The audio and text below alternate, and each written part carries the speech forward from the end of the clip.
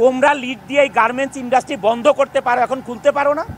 একটা ইন্ডাস্ট্রি এরকম করে বানায় তাদেরকে চাকরি দাও না পারলে, এখন কেন গার্মেন্টস মালিকদেরকে খুলতে হবে এইসব বন্ধ ইন্ডাস্ট্রি? লক্ষ লক্ষ লোক শ্রমিক বেকার হয়ে গেছে। বন্ধ ইন্ডাস্ট্রিগুলি খুলে দিতে হবে। আরে সে মালিক এখন কেন খুলে দিবে?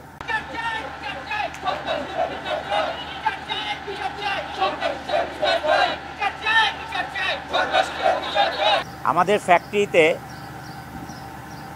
গত 10 তারিখে বেতন দেওয়ার কথা ছিল। 10 তারিখে যখন বেতন আমরা দিব সেটা তো কাজের পরে দিব, বিকালবেলা বেতন পাবে। কিন্তু এই যে এত বড় ইন্ডাস্ট্রি দেখেন, এজিআই গ্রুপ, এবি গ্রুপ মিলে এখানে 12,000 লোক কাজ করে।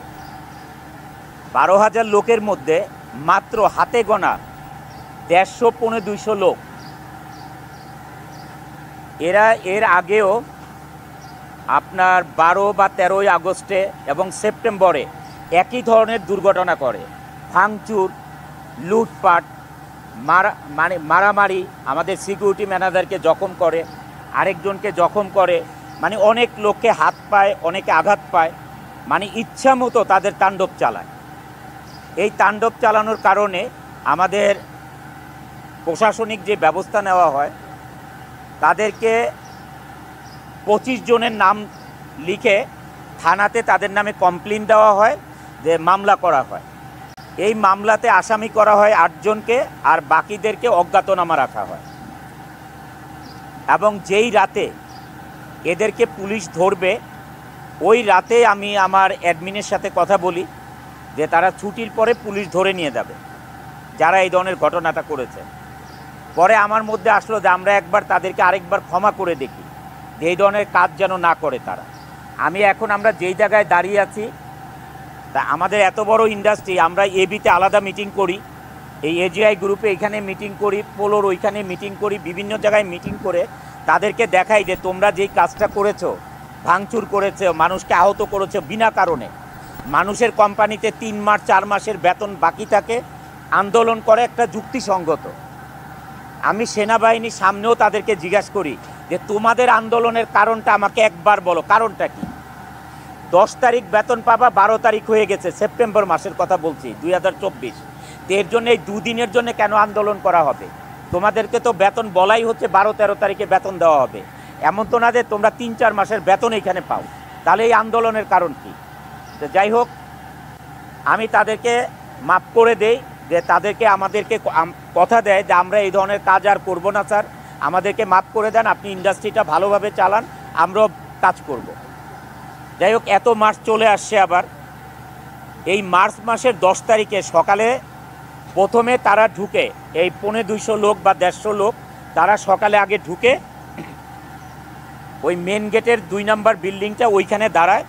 যত লোক ঢুকে কোম্পানিতে কাউকে কাজে ঢুকতে দেওয়া হয় না, যারা সাধারণ শ্রমিক কাজ করবে সবাইকে একত্রে জড়ো করে।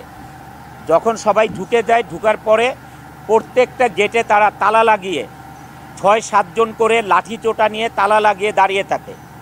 যখন এখানে পুলিশ আসে, এসবির লোক আসে, তারা দেখেছে যে তারাও ফ্যাক্টরির ভিতরে ঢুকতে পারতেছে না, প্রত্যেকটা জায়গায় তালা লাগানো, এবং এই সরকারি কাজে তারা বাধা দেয়।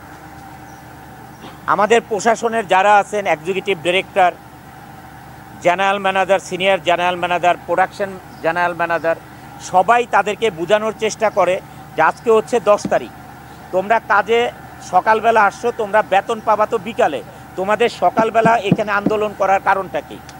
যখন আমাদের প্রশাসনিক যারা ঊর্ধ্বতন কর্মকর্তা আছেন, সবাই তাদেরকে বোঝানোর চেষ্টা করে যে আজকে 10 তারিখ, তোমাদের বেতন তো এমনিতেই হয়ে যাবে, আজকে হবে, কালকে হবে, তোমাদের বেতন তো হয়ে যাবে, তোমাদের আন্দোলন করার কারণ কি?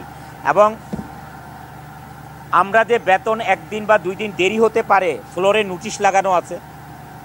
তারপরে আমরা বাণিজ্য মন্ত্রণালয়, স্বরাষ্ট্র মন্ত্রণালয়, বিজিএমইএ, এখানে যে army camp, police camp, army cantonment, Savar থানা, বিজিএমইএ, সমস্ত জায়গায় চিঠি দিয়ে দিয়েছি মার্চের 6 তারিখে। কিন্তু তারপরেও তারা 10 তারিখে এই ধরনের ঘটনা করে 3টা সাড়ে 3টা পর্যন্ত কোম্পানিতে কোনো কাউকে কাজ করতে না দিয়ে প্রত্যেকটা জায়গা বন্ধ করে দিয়ে তারপরে 3:30টার দিকে ফ্যাক্টরি থেকে তারা চলে যায়। 10 তারিখেই আমরা বাংলাদেশ ব্যাংকে মানে ডাচ বাংলা ব্যাংকে বাংলাদেশ মার্কেন্টাইল ব্যাংক থেকে বাংলাদেশ ব্যাংকের সার্ভারে আগে টাকা পাঠাতে হয়, তারপরে রকেটের মাধ্যমে তাদের পেমেন্ট আসে। যেহেতু এখানে অনেক দেরি করাতে যারা কাজ করবে অফিসের দেরি হওয়াতে যখন টাকাটা পাঠায় বাংলাদেশ ব্যাংকের সার্ভার 2টার সময় বন্ধ হয়ে যায়, 2টা আড়াইটার দিকে, তখন টাকাটা তাদের মোবাইলে আসে না। এবং পরের দিন সকাল 11 তারিখে সমস্ত শ্রমিকদের বেতন কিন্তু 11 তারিখে সকালবেলায় 11:30টায় তাদের বেতন চলে আসে। 2-1টা ডিপার্টমেন্ট অথবা সেকশন ব্যতীত সবার বেতন চলে আসে।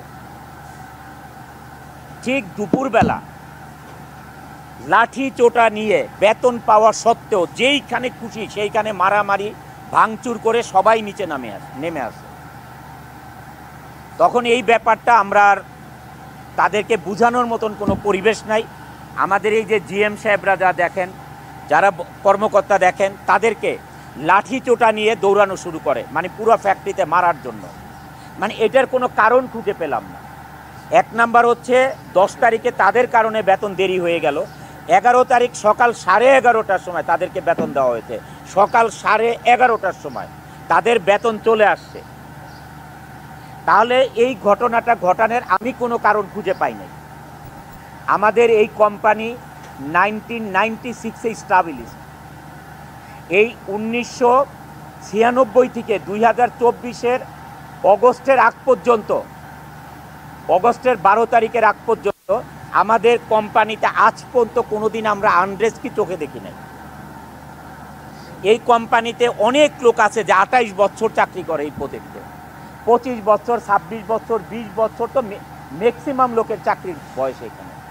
মানে এইটার আমি কোনো কারণ খুঁজে পাই নাই। পরে আমরা সিদ্ধান্ত নেই যেটার অবশ্যই পিছনে কোনো কারণ লুকিয়ে আছে, এই কারণটাকে অনুসন্ধান করতে আমি আমার ম্যানেজমেন্টকে বলি। আমার ম্যানেজমেন্ট থেকে আমাকে সন্ধ্যার সময় বলা হয় যে স্যার এটার কারণ আমরা খুঁজে পেয়েছি।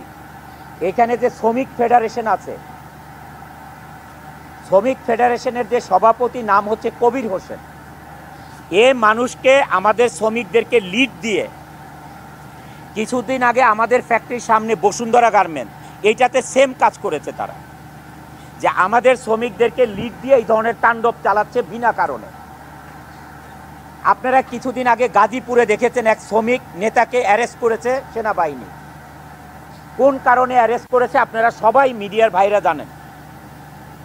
এই ধরনের মানুষের কাছ থেকে অর্থের লেনদেনের কারণে তারা এই ধরনের গার্মেন্টস ইন্ডাস্ট্রিতে এই ধরনের অরাজকতা চালাচ্ছে।